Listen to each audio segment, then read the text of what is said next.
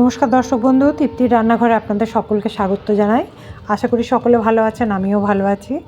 চলুন আজকে আবার একটা রেসিপি নিয়ে এসেছি। আজকে করব পাটিসাপটা। পাটিসাপটার জন্য দেখালাম আগেই আমি ক্ষীর নিয়েছি। তো আমার আবার পাটিসাপটাতে শুধু ক্ষীরের ভালো লাগে না, যতই হোক একটু নারকেল না হলে ভালো লাগে না। তো আগে দেখে নিই আমি ময়দাটা কি দিয়েছি। আমি দিয়েছি 500 গ্রাম দিয়েছি চালগুঁড়ি, আর 200 গ্রাম দিয়েছি ময়দা, আর 70 গ্রাম দিয়েছি সুজি। দিয়ে আমি জল দিয়ে তার সাথে চিনি দিয়েছি, নিয়ে গুলে নিয়েছি।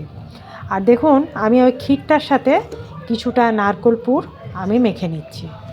একটু দেখবেন ক্ষীরে যতই ক্ষীর থাক আর যাই থাক, পিঠে কিন্তু নারকেল ছাড়া ভালো লাগে না। তাই ক্ষীরটার সাথে আমি একটু নারকেলের পুর বেশ ভালোভাবে মেখে নিলাম।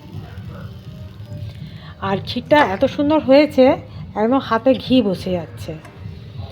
তো দেখুন আমি নারকেল আর ক্ষীর দুটোকে একসাথে সুন্দর করে মেখে নিলাম। দেখতেই পাচ্ছেন মাখা হয়ে গেছে, একদম সুন্দর করে মেখে নিয়েছে। মানে মুখে একটু করে নারকেলের দানা পড়লে বেশ ভালো লাগে খেতে। এরপরে আমি একটা বাটিতে ঘি নিয়েছি, 2 চামচের মতন ঘিটা গলিয়ে নিয়েছি। আর একটা ব্রাশে করে আমি একটা তাওয়া বসিয়েছি, তাওয়াটা জ্বালিয়ে দিলাম, নিয়ে ব্রাশে করে একটু ঘি বুলিয়ে দিচ্ছি। দেখুন ব্রাশে করে একটু ঘি বুলিয়ে দিলাম।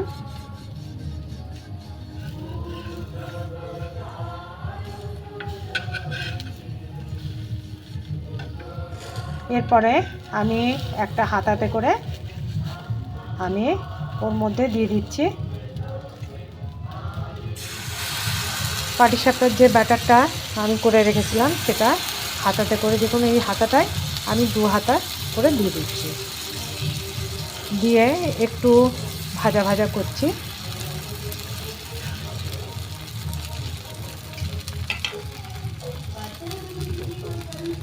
দেখুন একটু ভাজা ভাজা হতেই কি সুন্দর তল থেকে ফুলতে শুরু করেছে। এরপর একটু উল্টে নিচ্ছি।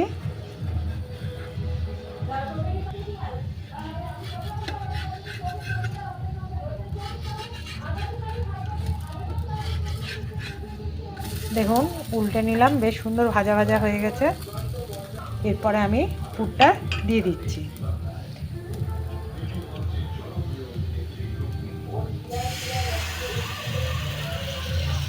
পুরটা দিচ্ছি, পুরটা নিজের আন্দাজ মতন, যেরকম, যেহেতু আমার পাটিসাপটার ব্যাটারটাতে চিনিও দেওয়া আছে, সেই জন্য আমি পুরটা মোটামুটি সামঞ্জস্য রেখেই দিলাম।